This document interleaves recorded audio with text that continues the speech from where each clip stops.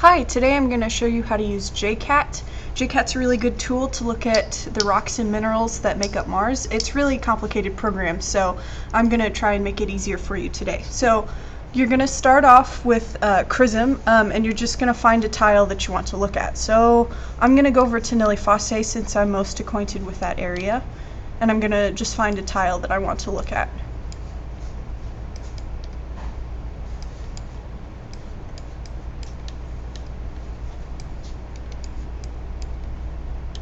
Alright, so I'm going to look at this one right here. And of course you know how to use Chrism and stuff. Alright, so once I have this page pulled up, of course Chrism gives you spectra analysis, but it's very broad. So when you use JCAT, it'll kind of show you what minerals and rocks specific minerals and rocks that make up Mars. So you want to go over here and you want to select IR image data.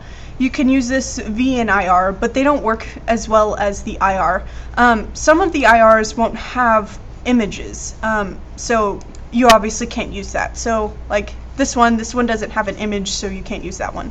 But the other IR is available. So we're going to use this one. Now you want to scroll down and you want to copy this link address right here. Now that you've copied it, you want to open up JCAT, in which I'll show you how to download that really quickly. So just search up JCAT Chrism and then click on the Java Chrism Analysis tool, which is JCAT, and you want to Java Web Start file, and then you just download it. And it's really easy, and you can save it to your desktop so you don't have to do this every time you want to use JCAT. So that's just how you download JCAT. So again, once you've got this site copied right here, and of course you always want to do copy link address. Don't highlight it and then copy it. So just copy link address, and you want to go over to JCAT, File, New, and Remote File. And now you want to copy that link address into the search bar. So you can't right click and then press paste. You have to do it on the keyboard, which is just Control V. So okay, and then it'll load it up. The first time you download a new tile onto JCAT, it'll take a few minutes. I've downloaded this tile before, so it took a few seconds. When you're doing it at home, it might take a really long time to download. I've had experiences where it's taken at least an hour to download one single tile. It's usually faster at school, so that might not be the case for you, but I'd use it at school, and then you can just try it out at home if you want. So there's other ways to download Chrism tiles onto here. You can do recent, which is just what you've pulled up, of course, recently, and in the new section you can do a local file, which is just what you've saved on your computer. I haven't done that, so I don't really have any experience with that, but you can do that too. So now that you've had this pulled up, you're going to want to look at the rocks and minerals of this tile. So how you do that is you go to Chrism, and you want to look at these spectrals down here. So what you want to do now is you want to find a good blend area, which is an area that doesn't have a lot of rocks and minerals that you can easily ratio out, because there's too much data for JCAT to look at altogether, and also there's CO2 emissions that kind of block out all your data. So you need to ratio that out to look at actual data. This right here, this spectra, is of course CO2, so you don't want that at all. So what you want to do whenever you're finding a blend area to ratio out is you want to look in a place where there's not a lot of colors on Chrism. So I want to look at these hydroxylated silicates right here, so I'm going to try and find an area where there's a blend area around that to ratio out. So I'm kind of thinking right above here. and then this kind of little crater rim right here is a good place to ratio out. Also, a good tip for JCAT is to always keep your pixels in a column. So I'll show you now. So I'm going to ratio out this place right here. I'm going to select this place. I'm going to go to Tools, Background, and Set Pixel as Background. Now that I've ratioed that out, I'm going to go down here and I'm going to stay in a column with this little selector right here. So I'm just going to try and stay in one single column.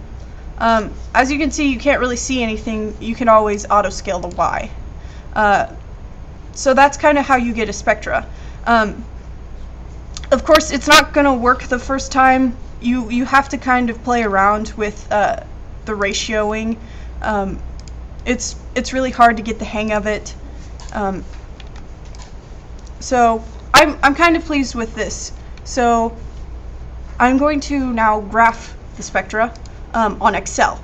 And this is Excel 2007. You might have it. I think it'll work with any other Excels, but this is just 2007 Excel. So now I want to go to Tools, Export Spectrum to File, and I'm going to save this, and you can just save it anywhere. And I'm just going to name it the tile number E2. Okay.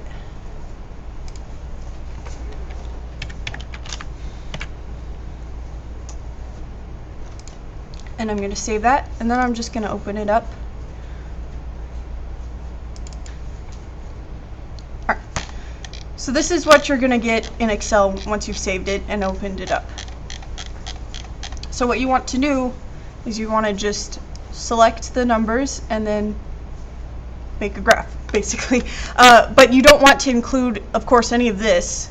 And you don't want to include any of the zeros, any columns that have zeros or this NaN stuff. You just want to have solid numbers in your graph, or else it's going to get messed up.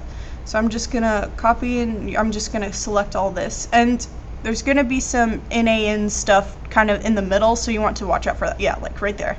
So I'm going to select this top part, and I'm going to press down the Control key, and then I'm going to select this bottom part. And there's going to be some stuff at the bottom, and we don't want this either. So we're going to go to Insert, Scatter, and make sure it's this scatter right here. It's called Scatter with Smooth Lines. You don't want to make a line graph or any other kind of graph, just a scatter graph with smooth lines. Alright, so this is our spectra. I'm going to move this chart to another page so I can see it more clearly. So I'm going to right click on it and then move chart, and then new sheet, and OK. So now it's in just a different kind of tab on Excel.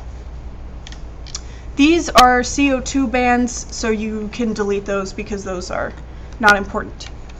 Alright, so now we're going to graph a reference spectra. A reference spectra is just the spectra of rocks and minerals that you want to look at. So I want to look at nontronite for this particular spectra. So I've made kind of a template of all the minerals and rocks I want to look at. It's much easier this way. I'll show you how to do that in a minute. Actually, I should do that right now. Okay, so how you get these reference spectras is you go to the USGS Spectral Library,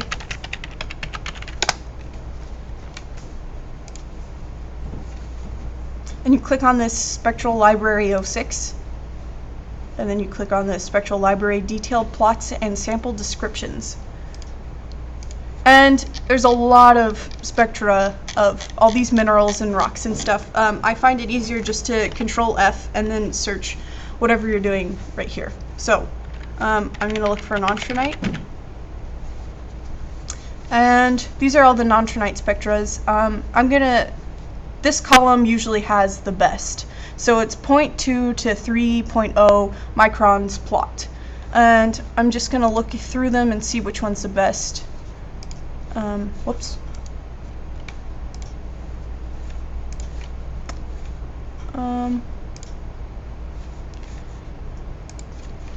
I think I'm pleased with this one. Actually, this one might be better. Okay, so this is the Spectra I want to look at right here. So you want to go to this ASCI2 data and click on that, and it's going to give you all these values. And these values with the E's in them, you don't want to select that. You just want to do, you just want to highlight the 3 columns with numbers and not any like letters or stuff. It's kind of like what you did with the JCAT data on Excel. So you want to highlight all of this, which will take a while because there's a lot of numbers. All right. You want to copy it and then open up Excel again.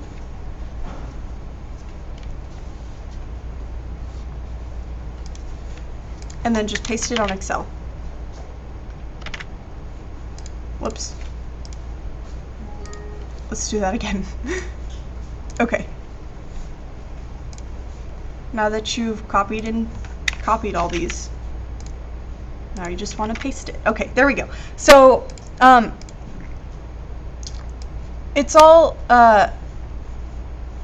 in one column. All these numbers are in one column, and you can't graph it like that. You're going to have to split them up into 3 columns, which is an easy thing to do. So you want to highlight the first, of course, column A, because that's where all the values are, and you want to go to Data, and then Text to Columns right here, and then you want to do with Fixed Width right here, and then Next, Finished. So now it's in 3 columns, and now you can graph it.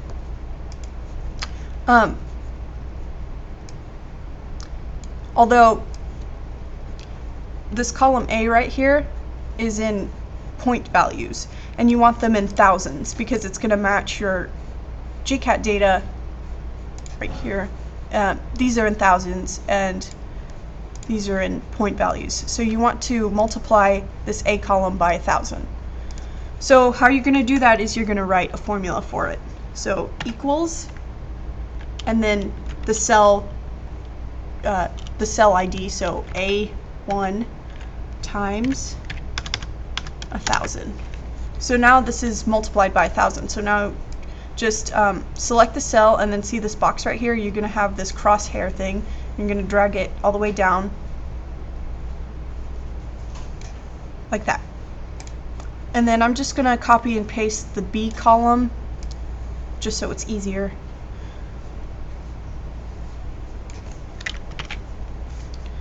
Alright, and so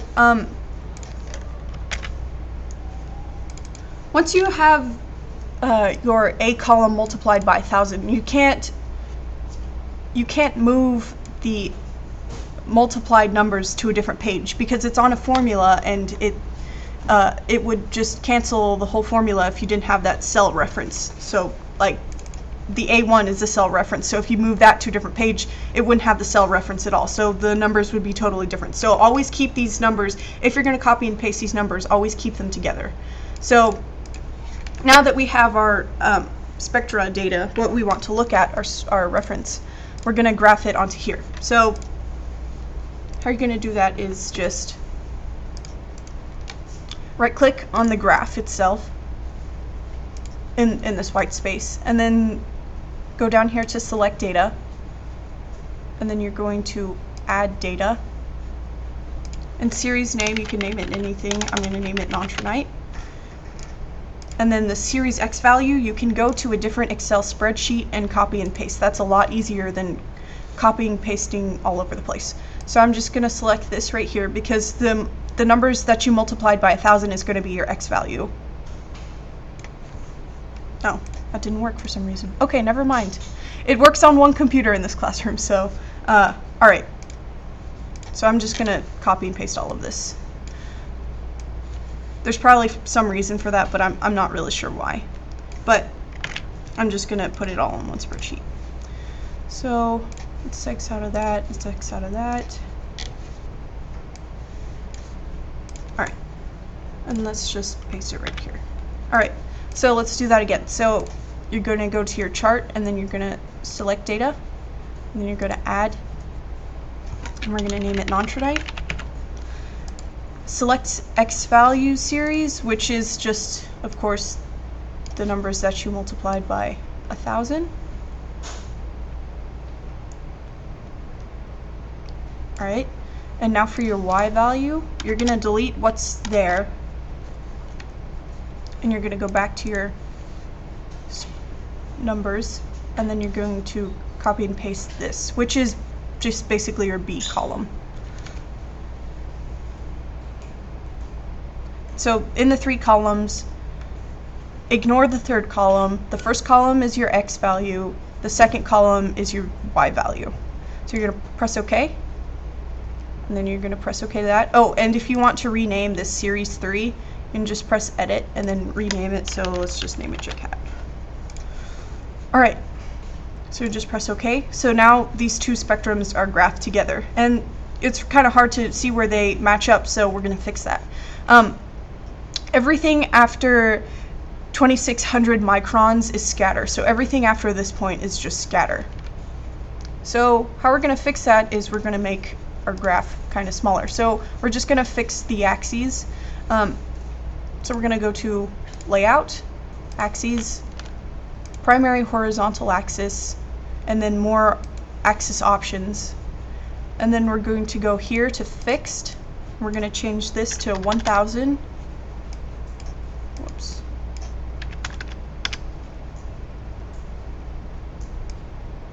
I have no idea why it's doing that. Let's try again.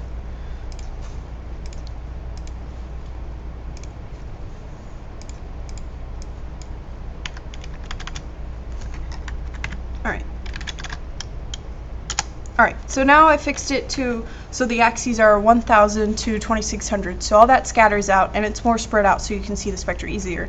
You can also fix the vertical axis so it's sits kind of taller. Let's just fix it a little bit. So basically you're just going to do the same as you did with the horizontal axis. So fixed, and let's go 0 to about 1.2 and see how that looks. That's okay.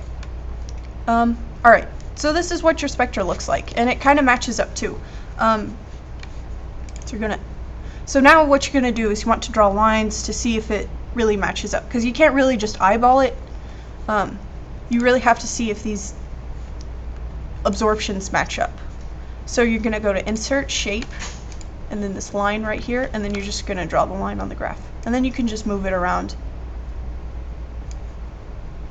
Alright.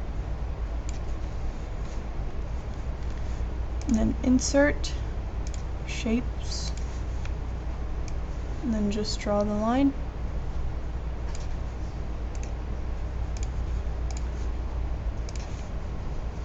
So this graph matches up. This spectra is definitely non-trinite.